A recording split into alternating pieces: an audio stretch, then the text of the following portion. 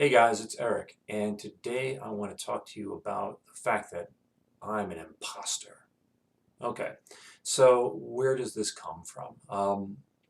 Well, I've been speaking to a number of folks recently who have been dealing with with either full-blown or at least a partial imposter syndrome issue.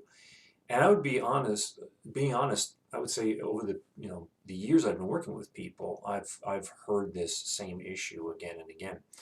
And I'm going to tell you that I can relate because I have also dealt, for a long time with this same issue. So around about 10 some odd years ago, right around that time, my book here came out.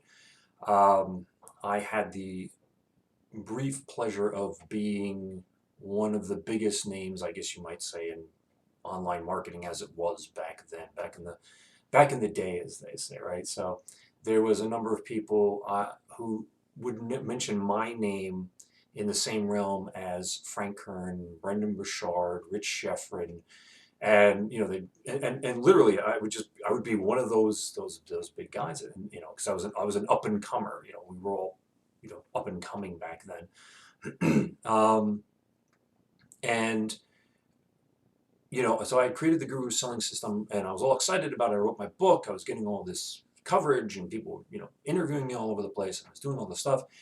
And I looked around at the other people in my industry, and I said, "Wow," and I looked at them, and I was like, "Wow, these people are doing so much more than me, so much better than me, so much whatever than me," which was all just BS in my head, but that's what I saw. And all of a sudden that little voice chiped up and said, you got to learn more. You got to become more worthy.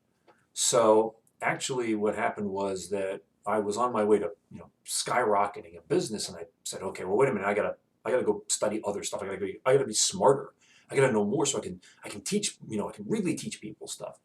So then, aside from having mastered sales, I'm like, all right, now I had to go out and I had to learn marketing. And so I spent all these, a year or two like mastering marketing, and then I developed the subconscious lead generation system.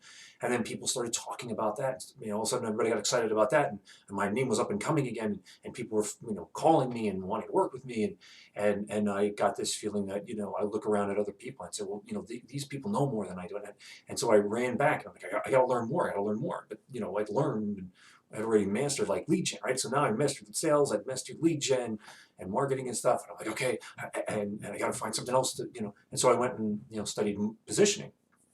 I spent like a year or so mastering positioning, and then I created the Peerless Positioning Method. I started teaching that, and people were like, "Wow, okay, so you do positioning now, sales and market, and I got to work with you." And people were having me interviewing me, and all this stuff was happening. I was doing programs, and then all of a sudden I'm like, "Well, wait a minute, I gotta be smarter." And it didn't occur to me at the time what the hell was happening. It was always like this feeling of I have to know more to be able to do more, to be able to serve more. And it took me until about a year or two ago, to realize what the hell what had been happening. Because I would have people literally tell me, Eric, you know more than most people I've ever met, and you know more about all these various subjects. Other people are, experts on Facebook, and you know how to put positioning and marketing and sales and branding and mindset, and you know how to do all this stuff and put it all together and everything.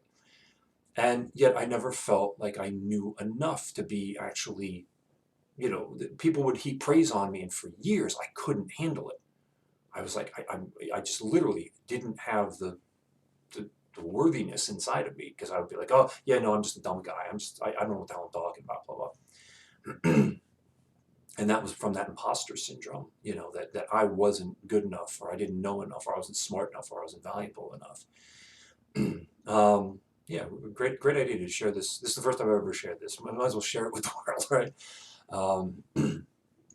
So, you know, but what I realized, and I'm grateful for this. What I finally realized was that the fact that I wanted to serve, that feeling of being an imposter, that feeling of needing to learn more, to become more valuable, on top of more valuable, on top of more valuable, always, continuously. It's still do to this day. I'm always learning.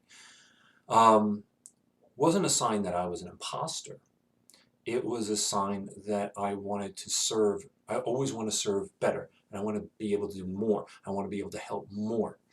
So I finally understood that the fact that I felt like an imposter was proof that I wasn't an imposter.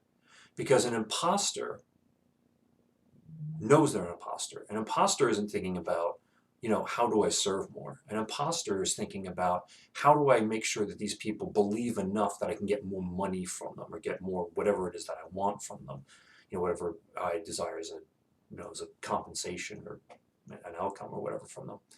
So the feeling of imposter syndrome isn't that you are unqualified. It isn't that, or that I was unqualified. It is a feeling, or it's actually the fact that you want to serve more, that I want to serve more. So take heart, I guess, in that the fact that you feel like an imposter proves beyond the shadow of a doubt that you are not, that I wasn't, I'm not, and I can say that now. A decade later, I go, and I finally have the epiphany and everything. I can breathe, fully now and accept who I am and what I am and the value that I bring, etc. And I want you to be able to do the same thing. That whatever you already know, if you are compelled to go out and help people with it, then you are not an imposter. Should you keep learning? Definitely you should keep learning. You should always keep learning. You should just to keep your own sword sharp, but to be able to help your clients as well. So there you go. Hopefully that helps. If you're hearing this and you're still watching, I'm presuming that this was for you and you needed to hear this just as much as I needed to say it. So there you go. You're not an imposter. You are more than good enough. And your desire to be of greater and greater service is a testament to how wonderful a human being you are and how powerful you are and can be in the lives of those you work with. Okay? Anyway, have a great rest of your day, and I'll put out another thought for the day pretty soon. All right? Take care. Bye-bye.